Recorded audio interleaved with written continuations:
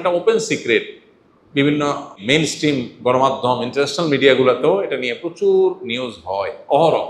একেবারে খেলা চলাকালীন খেলোয়াড়কে মাঠে ব্ল্যাক ম্যাজিক পর্যন্ত করা, তাহলে সেহের বা ব্ল্যাক ম্যাজিকের বাস্তবতাকে অস্বীকার করার সুযোগ নেই। আর আমাদের জন্য তো এসব প্রমাণের দরকার নেই, আমাদের কাছে এটাই যথেষ্ট যে কোরআনে সেহের সম্পর্কে বর্ণনা আছে। সো এটা কার্যকর, এটা বাস্তব। পৃথিবীর কোনো মানুষও বুঝে আসুক বা না আসুক, মানুষ সব বুঝে ফেলবে, নট নেসেসারি। বিজ্ঞান সব সমস্যার সমাধান দিতে পারে না, পারবেও না। এই জন্য কেউ যদি কাউকে ব্ল্যাক ম্যাজিক করেছে, কুফরি কালাম করেছে, তাবিজ কবজ করে ক্ষতি করেছে এরকম মনে হয়, তাহলে যিনি এরকম ভুক্তভোগী তার করণীয় হবে প্রথম আল্লাহর দিকে রুজু হওয়া, আল্লাহর সাহায্য চাওয়া, আল্লাহর কাছে পানা চাওয়া, আশ্রয় চাওয়া। সেটা কিভাবে করবেন তিনি? প্রথমত এটার জন্য তিনি নিজস্ব আমলগুলো আগে থেকেই করবেন, যাতে করে এরকম কেউ ক্ষতি করতে না পারে। কেউ যদি নিয়মিত সকাল সন্ধ্যার দোয়াগুলো পড়ে, যেগুলোতে রক্ষা কবচ আমল আছে, কেউ যদি নিয়মিত নবী সাল্লাল্লাহু আলাইহি সাল্লামের এবং নিয়ত করে ওই আয়াতগুলো পড়বেন, আল্লাহর কাছে দোয়া করবেন, আল্লাহ তাআলা হেফাজত করবেন। কোরআনের কেউ যদি জীবন্ত মুআজিজা এবং অলৌকিকত্ব দেখতে চায়, রুকিয়ার চাইতে বড় অলৌকিকত্ব আর দুনিয়াতে আরেকটা খুঁজে পাওয়া কঠিন। এক আল্লাহর বান্দা, আমার পরিচিত, নাম বললে আপনারা অনেকেই চিনবেন, অনেক সুপ্রসিদ্ধ এখন একজন লেখক।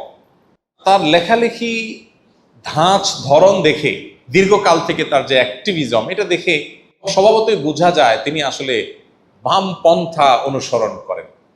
বামপন্থা অনুসরণ করার মানে তো আমরা বুঝি নাকি? এই আল্লাহর বান্দা দেশের বাইরে থাকেন। এর আগে আমি হয়তো বলেছি, ওনার মেয়ে অসুস্থ।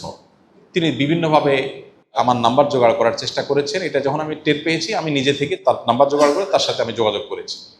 পরে আমি তাকে কিছু পরামর্শ দিয়েছি, এর বাইরে আরো কিছু ভাইরাও তাকে পরামর্শ দিয়েছেন। মেয়ের যে সমস্যা, সেটাতে বোঝা যাচ্ছে এটা আসলে জিন জাদুর সমস্যা, ব্ল্যাক ম্যাজিকের সমস্যা। এটা মেডিকেল রিলেটেড ইস্যু না, নর্মাল আপনার শরীরের অসুবিধা, অসুস্থতা না।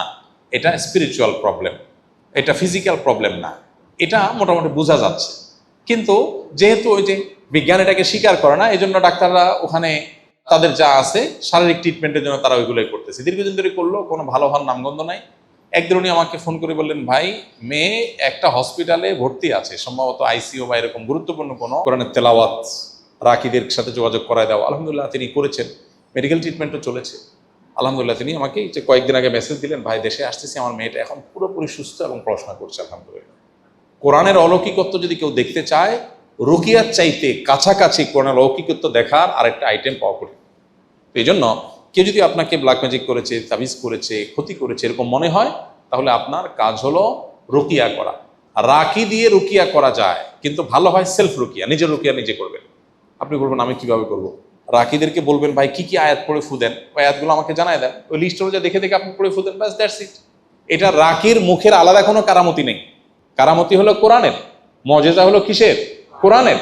সো আমরা অনেকে এখানে ভুল ধারণার মধ্যে আছি, আমরা মনে করি না রাকিদেরকে দিয়েই রুকিয়া করাইতে হবে। হ্যাঁ, এটা ঠিক, রুকিয়াতে অনেক লম্বা কেরাত, লম্বা পড়তে হয়, সবাই সেটা পারে না, সেক্ষেত্রে রাকির সাপোর্ট নেওয়া যায়, কোনো অসুবিধা নেই।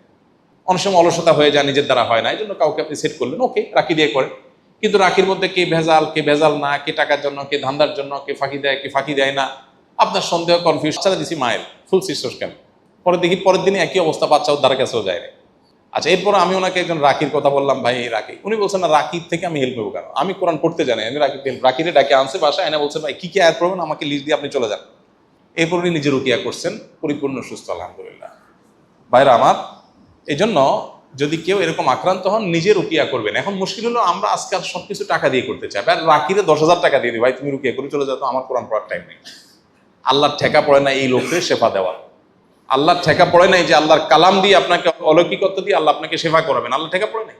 এতটুকু চেষ্টা করতে হবে। এখন আমরা দুনিয়াটা সব ওই ট্যাবলেটের মধ্যে নিয়ে আসছি, দুনিয়া সব কিসে নিয়ে আসছি? ট্যাবলেটের মধ্যে, খাওয়াই দেওয়া শেষ। দিন এত সহজ না, একটু স্ট্রাগল করতে হয়। প্রকৃতিগত সিস্টেমটাতে একটু স্ট্রাগল করতে হয়, আর এই আর্টিফিশিয়াল সিস্টেমে স্ট্রাগল করতে হয় না। সবকিছু দেখবেন দেন দেন হয়ে যাচ্ছে, ওই যে দাজ্জালের মতো।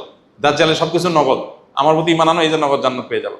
আল্লাহ প্রতি ইমান আনলে আল্লাহ কিন্তু নগদ জান্নাত দিবেন। আল্লাহ বলবে, তুমি ইমান আনছো যে, পরীক্ষা দাও 60 বছর 70 বছর, তারপরে জান্নাত।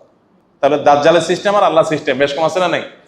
দাজ্জালের প্রতি ইমান আনবেন, সাথে সাথে তারা হাতে নগদ জান্নাত, সেগুলো জান্নাতে ঢুকে, আসলে জাহান্নাম। ওইটা আসলে কি? জাহান্নাম।